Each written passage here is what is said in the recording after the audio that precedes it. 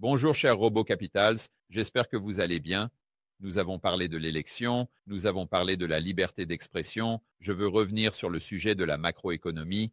Beaucoup d'entreprises, de grandes entreprises, font des rapports aujourd'hui et hier. Je veux donc entrer dans ce qu'ils disent, ces informations internes sur les États-Unis, l'économie et voir si nous pouvons établir des liens. Alors, laissez-moi partager mon écran. Commençons par aller sur Zero Hedge. Voilà.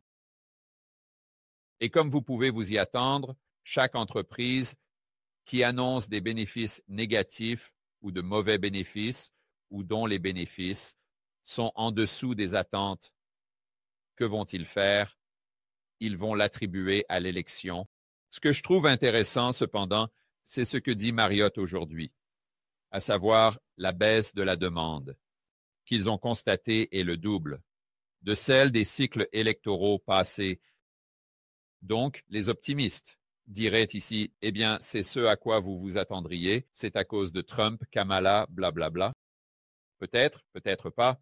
On dirait qu'ils retournent et qu'ils étudient évidemment. Ils ont leur propre dossier et ils peuvent montrer à quel point la demande diminue. Et le fait que nous ayons vu une baisse ou à ce degré me ferait croire qu'il y a peut-être quelque chose qui impacte la demande de chambres d'hôtel au-delà de l'élection. Ce qui, en soi, n'a pas beaucoup de sens pour moi. Mais peut-être que cette élection le fait, car surtout dans des zones comme Portland, Seattle et New York, la probabilité de émeutes et de troubles sociaux est probablement assez élevée, peut-être même à Washington, D.C. Les actions de Marriott International ont chuté de 2% lundi après que la société hôtelière basée à Bethesda, dans le Maryland, a réduit ses prévisions de bénéfices par action ajustée pour l'année entière. Les prévisions sombres ont manqué l'estimation moyenne des analystes suivie par Bloomberg, et donc cela renvoie aux emplois non agricoles. Souvenez-vous de cette histoire. L'autre jour, comment les attentes étaient de 100 000 et cela a été de 12 000. Donc, les personnes qui donnent leurs prévisions et nous donnent donc les attentes. Ce sont les experts. Alors, comment les experts ne savaient-ils pas que nous allions vers une élection? Comment les experts ne savaient-ils pas que nous avions quelques ouragans et une grève chez Boeing? Je pense qu'ils le savaient. Donc, le fait que ce soit les emplois non agricoles étaient, disons, 90 000 en dessous des attentes. Je ne sais pas si vous pouvez tout blâmer là-dessus, sur la météo ou les grèves.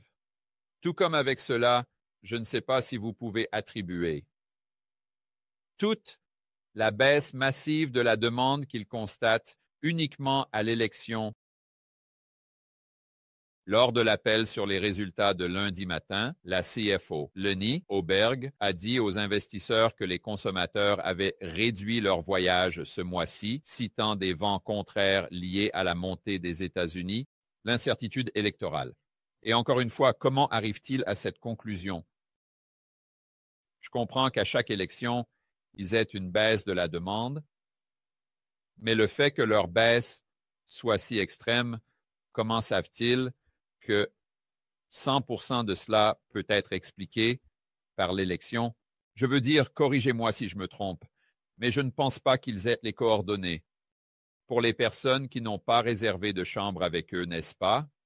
Donc, si vous n'avez pas les informations des personnes qui n'ont pas réservé de chambre, comment savez-vous pourquoi elles n'ont pas réservé?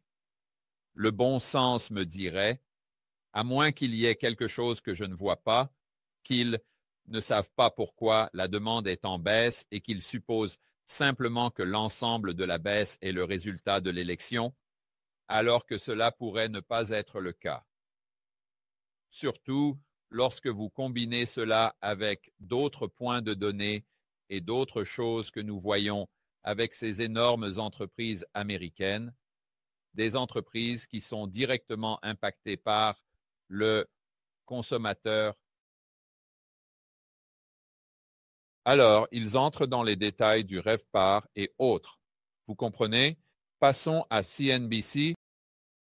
Et j'ai vu Hugo Boss, je l'ai consulté. Je ne veux pas faire des allers-retours entre les États-Unis et l'Europe, mais ils sont en baisse de 4,6%. Je vais devoir faire des recherches là-dessus aujourd'hui après le déjeuner. Ce n'est pas l'histoire sur laquelle je voulais me concentrer ici.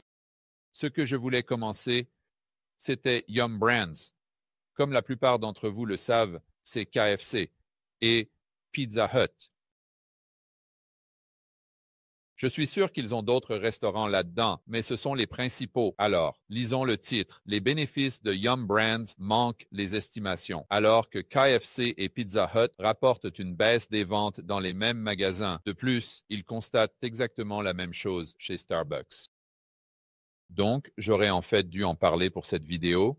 Nous en avons discuté probablement il y a 2 ou 3 mois. Comment nous voyons juste cette chute dramatique des ventes et de la demande chez Starbucks.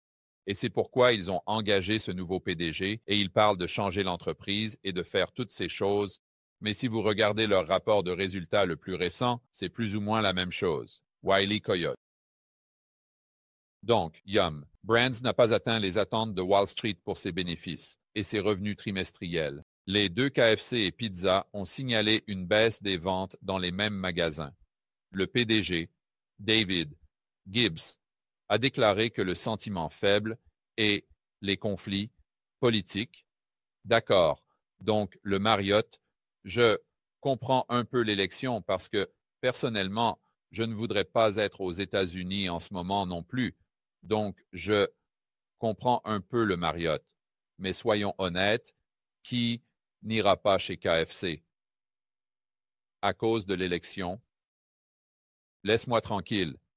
Et non, je ne parle pas seulement d'aujourd'hui. Je parle de leur dernier trimestre, il y a environ 2 mois, ta copine, ou peu importe, dit « Hé, tu sais quoi? Allons chez Pizza Hut. Nous n'y sommes pas allés depuis un bon moment. » Et tu dis « Wow, wow, pas de pause ici. Es-tu fou? L'élection est dans 2 mois. Nous n'allons pas chez Pizza Hut ce soir. » Ah, je veux dire, allez, allez, c'est ridicule. Voici une citation. L'environnement complexe des consommateurs qui existe dans de nombreux marchés à travers le monde a contribué à des variations régionales prononcées des ventes, ce qui a fait que notre croissance des ventes système a été inférieure à notre algorithme à long terme. Ouf. Assez chic, là. Maintenant, cela va être encore plus risible si le gars qui gère KFC et Pizza Hut essaie d'incorporer l'IA dans leurs prévisions de bénéfices pour l'avenir. Donc, ouais, nous avons peut-être eu un mauvais trimestre maintenant, mais ne t'inquiète pas, chez Pizza Hut, nous incorporons l'IA et cela va tout changer. Cela va révolutionner l'entreprise. Ah, je n'en douterai pas, c'est probablement ce pourquoi il se prépare. Yum Brands a relevé son objectif à long terme de 5% de croissance des unités, 7% de croissance des ventes système et 8% de croissance du bénéfice d'exploitation. D'accord, donc cela entre dans les détails ici.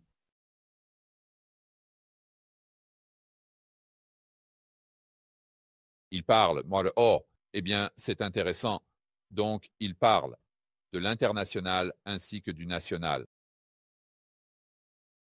Donc, d'abord, d'accord, si nous parlons d'une entreprise mondiale, comment? Diable, les élections, impactent-elles un type qui achète un sandwich au poulet à Pékin? Je veux dire, c'est encore plus ridicule, mais ils disent que la demande a chuté à l'étranger, ce que l'on pourrait s'attendre. Conflit au Moyen-Orient, cela a du sens, mais aussi en Indonésie, en Malaisie, en Chine. Oui, et nous savons ce qui se passe en Chine et avec l'économie mondiale, vraiment. Taco Bell, soyez aussi objectif que possible ici. Taco Bell, le joyau du portefeuille de Yum, a rapporté une croissance des ventes de 4% dans les mêmes magasins et, évidemment, cela est dû à l'augmentation de la légalisation du cannabis. Du moins, c'est mon hypothèse de base.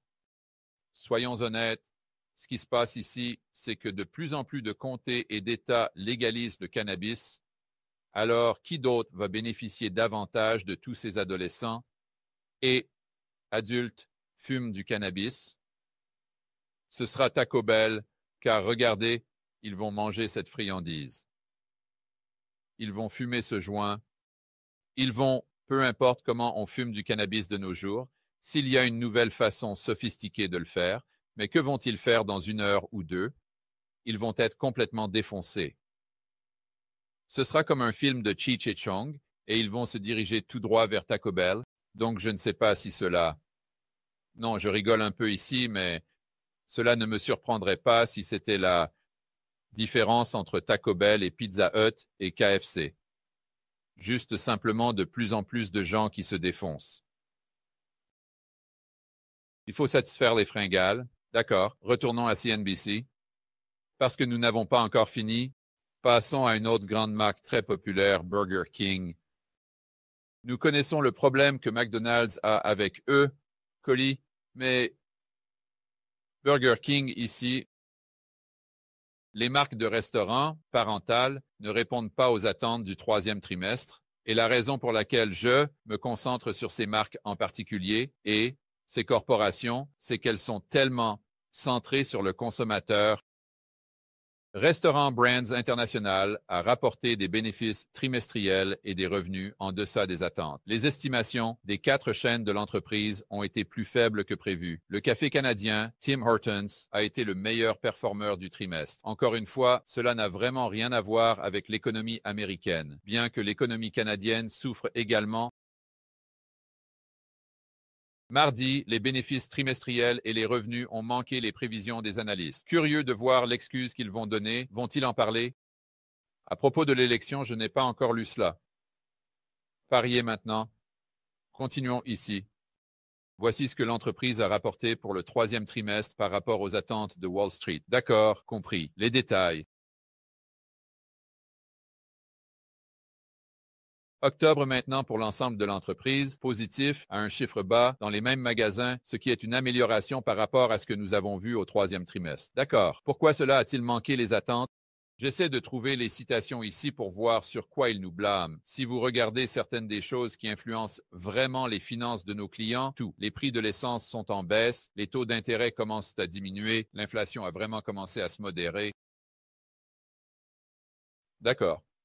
Quelle est l'excuse pour le manque?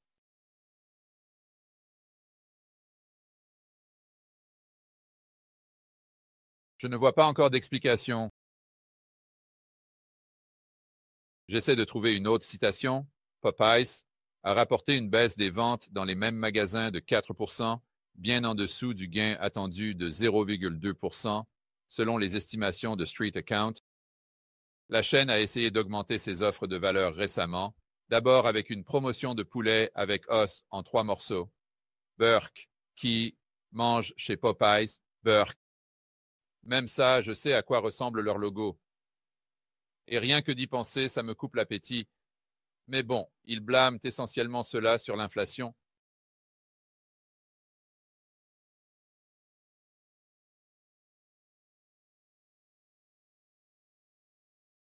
D'accord.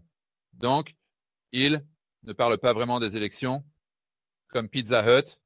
Et ce qui est aussi intéressant, c'est que l'élection a un impact dramatique sur KFC et Pizza Hut, mais pas sur Taco Bell.